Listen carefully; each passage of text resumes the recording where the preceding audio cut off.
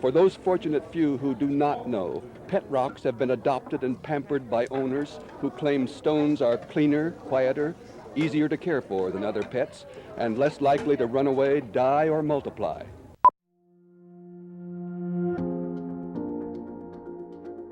Dahl is the man who created the pet rock, an idea, he says, whose time has come.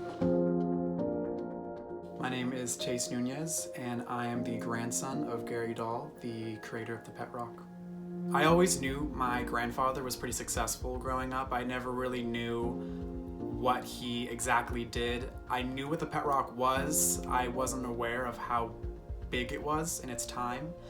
And I just knew that he was successful and he had a pretty big house. He lived in a really nice area. And as a kid, you don't really question that. You're kind of just like, oh yeah, old people have money. That's just how it goes.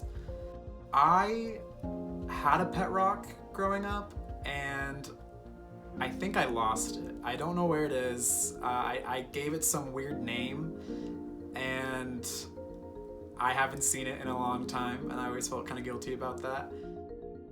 So my dad just sent this to me.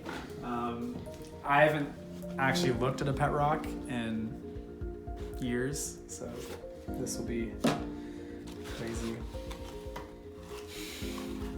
Jeez.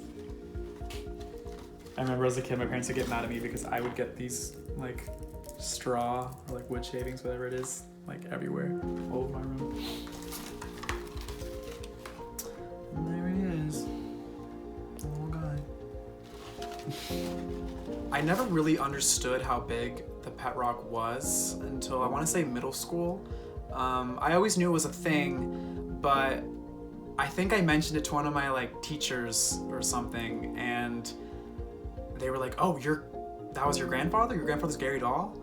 And I was like, "Yeah, like you heard of the pet rock?" And they're like, "Did I hear about the pet rock?" Like that was just the biggest Christmas gift of 1975.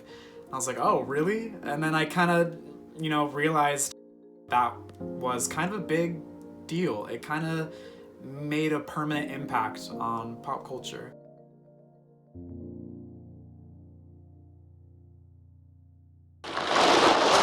The pet rock begins its life on the beaches of Baja California. It's been incredible. We mailed our first pet rocks to the stores October 1st, and by Christmas we'll have sold well over 1 million units. That kind of stuff just doesn't happen. But on the declining curve, we'll probably sell another 1 million or two. And then you'll be out of the pet rock business. Then I'll be out of the rock business and into some other insane scheme. Or lying on a beach someplace, not caring about it.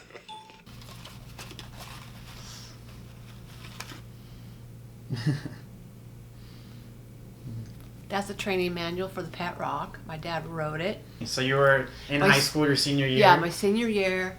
All my friends come up to me, "Oh my God, your dad invented the pet rock?" I said, "Yes, he did." When I was in 4th grade, we moved to Iowa. And then after a year, my mom and dad couldn't handle it anymore, especially my mom.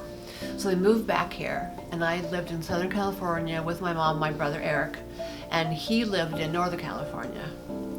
Then sometime that year, we always went with him for vacations, the summers.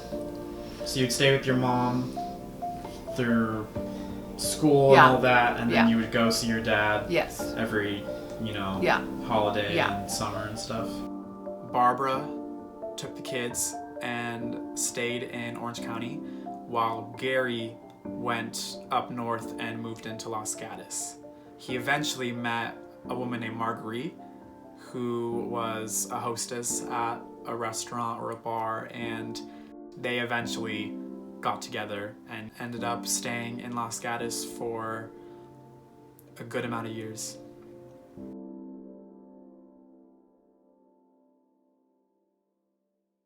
So it's a funny story of how he actually got the idea in the first place. From what he told me, him and his buddies were just at a bar in downtown Los Gatos, and they were all complaining about their pets and how they were just so expensive and they just took so much time out of their day and they were just annoying and they were messy. And Gary made a joke. He was like, you know what the perfect pet would be? A rock. Just a straight up rock. And they all laughed and they're like, oh, that's a great idea. That would be the perfect pet. But then they all forgot about it and, just went home. But Gary didn't forget about it. That idea stuck with him and he worked on it. And eventually that idea of a rock being a pet became the pet rock. The first thing he did is I think he sat down and he wrote the whole manual on just how to train your pet rock. So stuff like how to train your pet rock, how to roll over. It's easiest done on a side of a hill. Just really creative, out there stuff like that. And from then on, he ended up making the whole package. So he got the rock, he got wood shavings for the bedding, and then you put the manual in there, and it became the whole box set. Did your dad take you anywhere because of his success with the pet rock? Took us to the Macy's Thanksgiving Parade. We were on some show late at night. Went to the Macy's Parade. We spent like 5 days there. Yeah, he was so excited to take us. Do you remember what show it was? I'm not sure. I think his name is Tom Snyder. Yeah, Tom Snyder. So after the pet rock came out, he tried to stick with that idea of funky gag gifts. One of his later projects a few years after was, he called it the sand breeding kit. And still to this day, I don't fully understand the idea of it. From what I know, it's you got these two kinds of sand, and then you would mix it together and it would breed the sand, and you'd have sand babies, which is the perfect combination of the first two. So that didn't take off as quickly and as hugely as the pet rock did. And then in 1980, 5 years after the pet rock came out, he actually did the silver edition of the pet rock. So we called it the 25th anniversary silver edition, 20 years ahead of its time, which is so stupidly awesome. Spokesmen for the May Company say that they are beginning to get returns of the pet rock. That one woman who bought one of these brought it back saying it was moving in the box when she bought it, but when she got it home, it stopped moving. Another wrote a letter to the store saying after she taught her rock a number of tricks, the rock died, and she had to give it a decent burial in the backyard. Yes, father of the bride is checking the what? Oops. Tell me how you feel today. I feel pretty good. I feel a little nervous. I have a speaking part, you see. But I didn't have anything else to do today, and the suit still fit, so I thought I'd go. We'll see you at the bar. How you feel now? Usually quite out. See you, son. Now you have two sons. I'm not losing a daughter, I'm just getting rid of a phone. So after all the pet rock success and all of his other attempts at recreating something that big, he eventually got so annoyed because people would be coming up to his door at night and early in the morning all the time saying they had their idea for the next pet rock, the next big fad. And after a while, he was just like, can these people just stop coming to my house? So he ended up moving to Jacksonville, Oregon.